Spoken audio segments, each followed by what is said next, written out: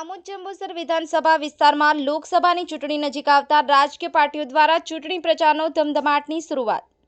ભરૂચ જિલ્લાની લોકસભાની બેઠક જીતવા માટે દિવસે દિવસે ટોચના નેતાઓ પૂરજોશમાં ચૂંટણી પ્રચાર કરવા માટે નજરે પડે છે।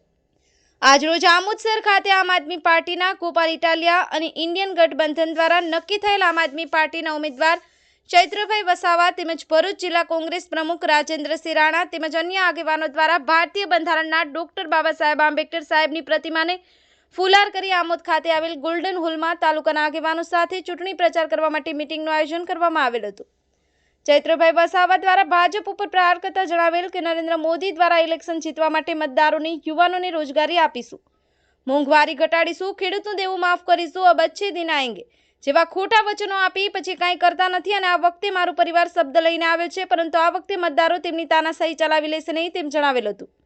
જ્યારે છેલ્લા કેટલાય ટર્મ ભરૂચ જિલ્લાની લોકસભામાં વિજેતા થતા મનસુખભાઈ વસાવા પર પ્રહાર કરતા જણાવેલ કે મનસુખભાઈ પોતાની ગ્રાન્ટ વાપરી શકતા નથી તથા લોકોના પ્રશ્નો ઉકેલી શકતા નથી અને હવે એમની ઉંમર થઈ ગયેલ છે, માટે એમને હવે આરામની જરૂર છે। ચૈત્ર વસાવા દ્વારા ઉપસ્થિત કાર્યકરોને ઘેર ઘેર મહોલ્લે જઈ મતદાન કરાવવા જણાવેલ હતું। જ્યારે ડેડિયાપાડા ઝઘડિયા વિસ્તારના 70 થી 80% વસાવા સમાજનું મતદાન ઝાડુના નિશાન પર થશે તેમ જણાવેલ હતું। સફીક બાપુ, કલમ યુદ્ધ ન્યૂઝ, આમોદ।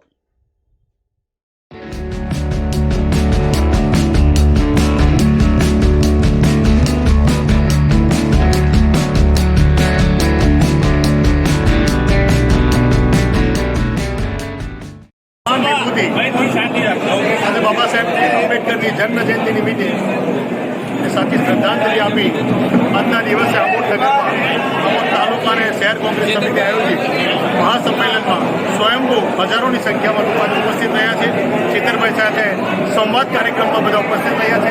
ગોપાલભાઈ ઇટાલિયા કોંગ્રેસના વરિષ્ઠ આગેવાનો સાથે અને તમામ કાર્યકર્તા આગેવાનો ઉપસ્થિત રહી અને ચિત્તરભાઈને એક જ અવાજે વધાવી લઈ અને ભવ્ય સ્વાગત કરી અને જીતનો નિર્ધાર કરેલો છે, ત્યારે સર્વ લોકોનો ખૂબ ખૂબ આભાર માનું છું।